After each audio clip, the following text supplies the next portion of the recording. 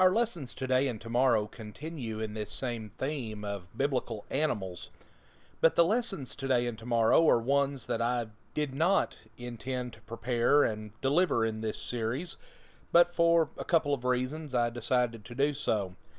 Our lesson today is on the subject of flies.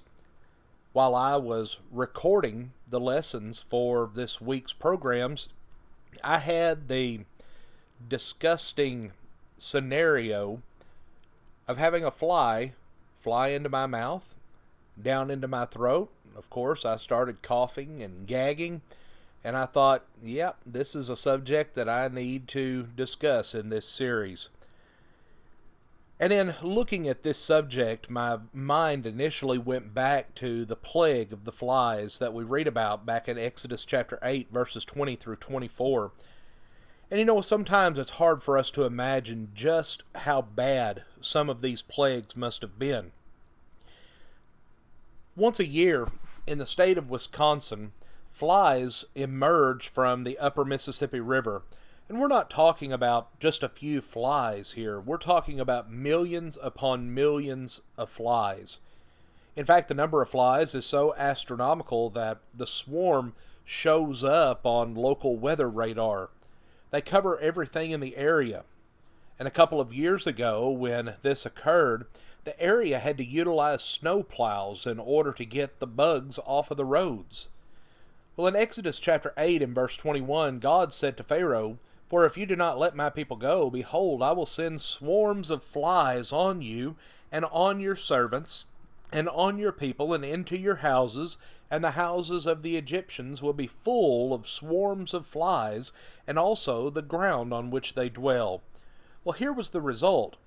Then the Lord did so, and there came great swarms of flies into the house of Pharaoh and the houses of his servants, and the land was laid waste because of the swarms of flies in all the land of Egypt.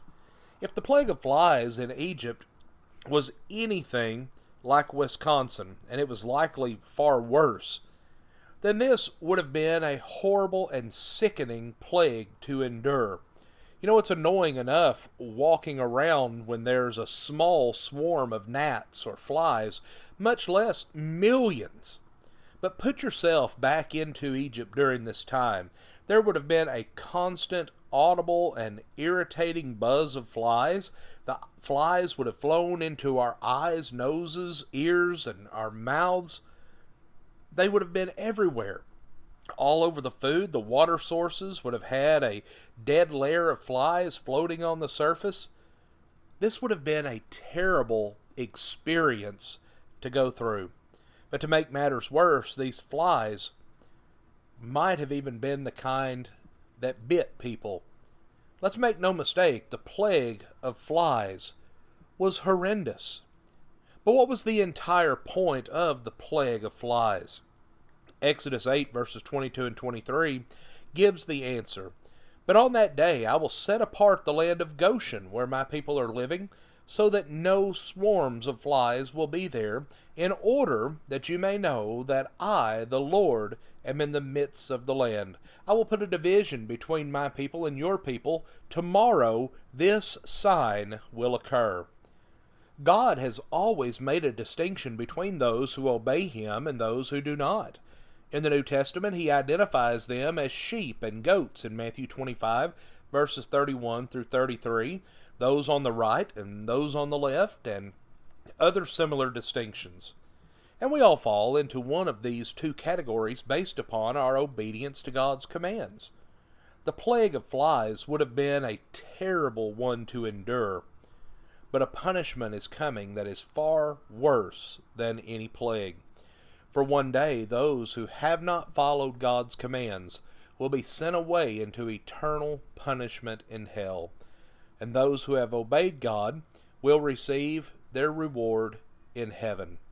Friends, we need to make sure that we find ourselves among those who are following God. Friends, we thank you for joining us for our program today, and have a blessed day.